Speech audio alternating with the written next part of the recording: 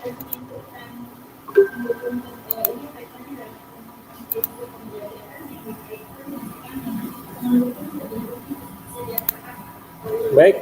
Assalamualaikum warahmatullahi wabarakatuh.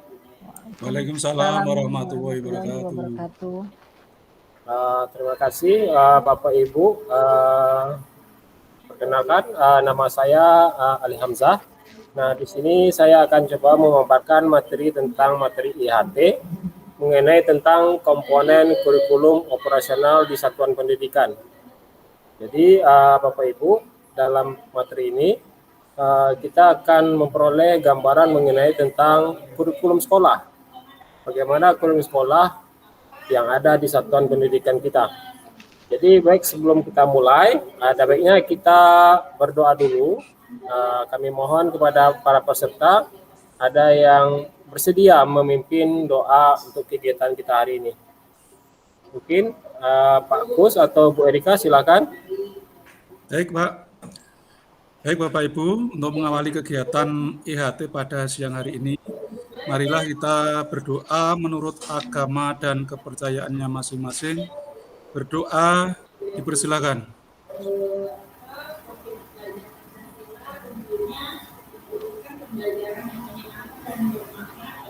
Selesai. Terima kasih Pak Kus. Jadi untuk semangat, doa sudah. Artinya apa? Dengan berdoa tentu kita juga semakin semangat untuk menatap apa kegiatan kita hari ini. Untuk ice breaking-nya kita bisa gali semangat kita dengan apabila saya mengomong kata SMK, Bapak Ibu cukup menambahkan bisa. Bisa Bapak Ibu ya? Siap Pak. Ya. SMK? Bisa. Bisa. SMK? Bisa. Bisa. Terima kasih atas partisipasinya Bapak Ibu. Nah, di sini saya akan coba memaparkan sedikit materi mengenai komponen kurikulum ini.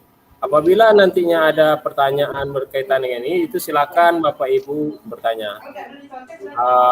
Oke, saya mulai untuk komponen kurikulum operasional di satuan pendidikan. Jadi di sini, apakah sudah paham mengenai proses penyusunan kurikulum operasional di satuan pendidikan? Pertanyaannya bagi kita semua. Jadi kita lanjutkan. Yang berkaitan dengan komponen ini, utama yang ditinjau setiap 4-5 tahun ini, yang pertama yaitu karakteristik satuan pendidikan. Jadi karakteristik satuan pendidikan itu bagaimana? Di situ kita harus menganalisis konteks, kita rumuskan karakteristik sekolah yang menggambarkan keunikan sekolah dalam hal peserta didik, sosial, budaya, guru, dan tenaga kependidikan. Berkaitan dengan karakteristik satuan pendidikan kita dulu. Kemudian visi, misi, dan tujuan. Nah, visi, misi, tujuan sekolah itu nantinya juga sangat berperan penting dalam penyusunan kurikulum satuan pendidikan ini. Jadi visi itu menggambarkan bagaimana peserta didik menjadi subjek dalam tujuan jangka panjang sekolah dan nilai-nilai yang dituju. Yang kedua, nilai-nilai yang mendasari penyelenggaraan pembelajaran agar peserta didik dapat mencapai profil pelajar Pancasila. Sedangkan untuk misi dari sekolah itu seyogyanya berisi misi yang menjawab bagaimana sekolah mencapai visi, nilai-nilai yang penting untuk dipegang selama menjalankan visi. Dan tujuan sekolah itu yaitu tujuan akhir dari kurikulum sekolah yang berdampak kepada peserta didik. Kemudian tujuan menggambarkan patok-patok atau milestone penting dan selaras dengan misi sekolah tadi. Kemudian strategi sekolah untuk mencapai tujuan pendidikannya. Selanjutnya kompetensi atau karakteristik yang menjadi kekhasan lulusan sekolah tersebut dan selaras dengan profil Pancasila. Ya, sangat jelas Bapak Ibu? Jelas. Jelas Pak. Ini saya lanjutkan dulu. Kemudian berikutnya komponen ini menjadi komponen utama yang ditinjau setiap tahun. Kemudian pengorganisasian pembelajaran. Itu bagaimana cara sekolah mengatur muatan kurikulum dalam satu rentang waktu dan beban belajar. Cara sekolah mengelola pembelajaran untuk mendukung pencapaian CP atau capaian belajar dan profil pelajar Pancasila, baik dalam mingguan, sistem blok, atau cara lainnya. Di dalam pengorganisasian belajar ini, itu ada 3 hal. Yang pertama, intrakurikuler. Yang kedua, proyek penguatan profil tentang pelajar Pancasila. Dan yang ketiga, ekstrakurikuler. Selanjutnya ada rencana pembelajaran. Nah, rencana pembelajaran itu untuk ruang lingkup sekolah menggambarkan rencana pembelajaran selama setahun ajaran. Berisi alur pembelajaran atau unit mapping untuk sekolah-sekolah yang sudah menjalankan pembelajaran secara integrasi program prioritas satuan pendidikan. Kemudian ada pendampingan, evaluasi, dan pengembangan profesional. Rangka bentuk pendampingan, evaluasi, dan pengembangan profesional yang dilakukan untuk peningkatan kualitas pembelajaran secara berkelanjutan di satuan pendidikan. Pelaksanaan ini dilakukan oleh para pemimpin satuan pendidikan secara internal dan bertahap sesuai dengan kemampuan satuan pendidikan. Jadi ini nanti akan dilaksanakan oleh pendampingan evaluasi oleh tim yang kompeten di bidang ini. Kemudian dalam lampiran, jadi di situ ada contoh-contoh rencana pembelajaran ruang lingkup kelas, menggambarkan rencana pembelajaran per tujuan pembelajaran atau per tema untuk sekolah-sekolah yang sudah menjalankan pembelajaran secara integrasi. Kemudian di lampiran juga ada contoh penguatan profil pelajar Pancasila, yaitu penjabaran pilihan tema dan isu spesifik yang menjadi proyek pada tahun ajaran tersebut, atau deskripsi singkat tentang proyek yang sudah dikontekstualisasikan dengan kondisi lingkungan sekolah dan kebutuhan peserta didik, tidak perlu sampai rincian pembelajarannya. Dan di dalam lampiran juga ada referensi landasan hukum atau landasan lain yang kontekstual dengan karakteristik sekolah. Mungkin sampai di sini ada pertanyaan Bapak Ibu?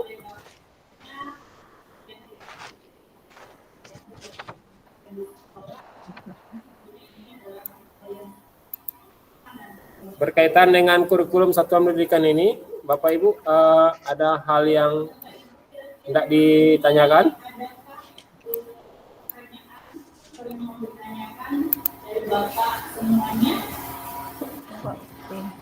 Ibu Erika, Bagus. Berkaitan dengan pendampingan, Pak. Iya, iya Pak. Ini kan biasanya, khususnya di sekolah kita ataupun di SMK, ini kan seringkali istilahnya ada kerjasama ataupun MOU yang ada di jurusan dan masing-masing studi yang ada. Kalau mungkin di sekolah Bapak, untuk MOU-nya istilahnya bisa dilaksanakan berapa kali ataupun jangka waktunya, Pak? Ya, jadi mengenai tentang pendampingan ini, itu untuk pendampingan kurikulum operasional di satuan pendidikan ini, itu kadangkala dari pihak dinas itu akan datang memeriksa apakah kurikulum yang sudah kita buat di satuan pendidikan kita ini sudah sesuai dengan hal-hal yang perlu disamakan. Jadi bagaimana juga kurikulum kita ini kita buat dengan karakteristik sekolah kita masing-masing. Misal di wilayah kita Bapak Ibu, seperti di tempat saya, itu sekolah tempat saya ini dia berada di daerah yang pariwisata, bukan daerah industri.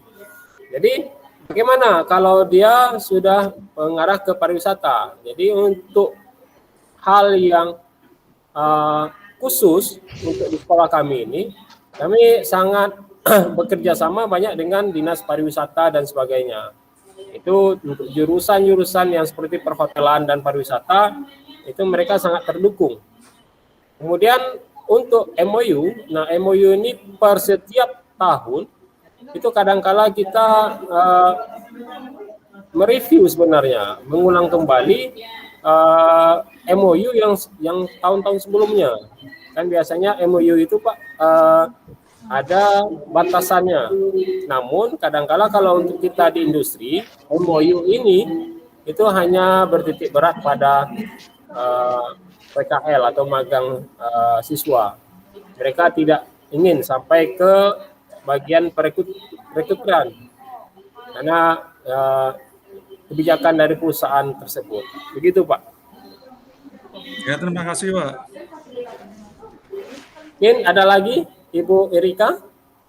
Iya Pak, untuk MOU biasanya Bapak untuk jurusan teknik tenaga listriknya Pak ya, yang teknik tenaga listriknya.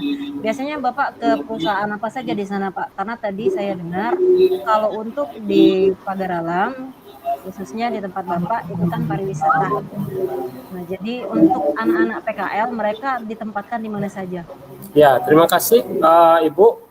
Nah, untuk di kami di jurusan ketenaga listrikan ini, Bu, PKL itu kita menempatkan anak. Memang yang pertama di bidang ketenaga listrikan. Jadi apabila misalkan di hotel itu dia di bagian maintenance atau engineeringnya, Bu.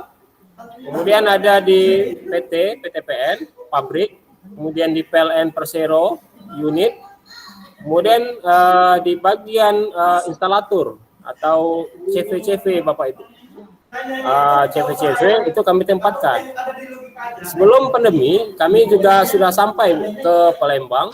Itu di Pusri kami sudah pernah masuk. Kemudian di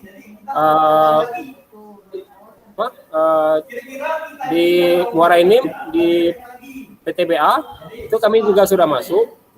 Nah tinggal karena kondisi sekarang pandemi, ya anak-anak banyak yang melaksanakan di kegiatan di lokal atau di kota Pagar Alam sendiri. Jadi seperti itu. Jadi walaupun mereka di hotel, tapi pekerjaan mereka bukan di hotel tadi sebagai yang siswa hotel Bapak Ibu. Jadi mereka bagian engineeringnya seperti itu. Ya Pak, terima kasih. Ya. Baik, masih ada Bapak Ibu yang bisa kita diskusikan mengenai komponen kurikulum operasional di satuan pendidikan ini?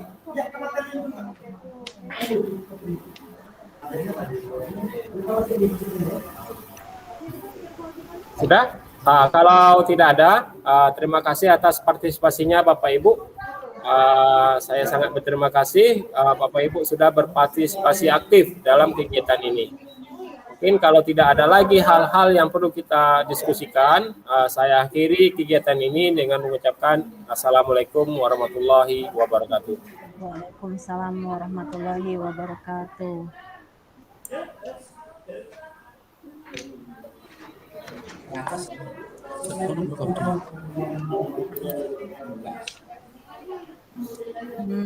Ayo Ibu Erika lagi Bu. Iya. Ini masih gugup ini Pak.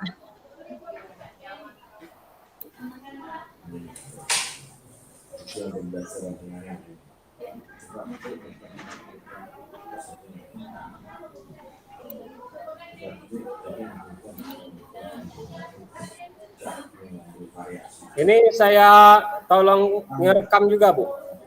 Iya Pak. Jadi Ibu juga ngerekam, nanti kalau mungkin ada hal apa nanti saya coba kirimkan.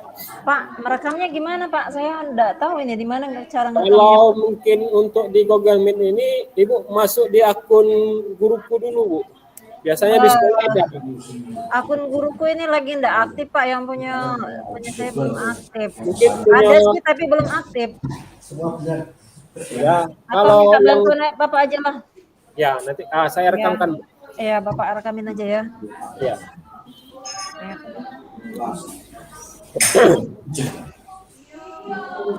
Klarifikasi seperti yang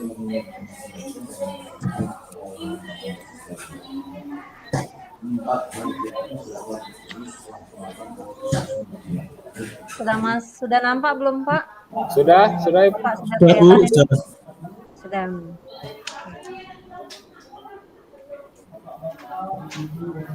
Pak, ini sudah mulai direkam belum kan Pak ya? Ini sudah saya rekam, nanti saya edit. Oh ya. Oke. Ini sedang langsung saya rekam. Ini masih lanjutan dari rekaman sebelumnya. Tapi jadi ya Pak ya. Saya stop dulu ya, tunggu Bu, saya stop dulu biar bisa dibagi nanti. Iya. Nanti ditanggung oleh ibu atau bapak.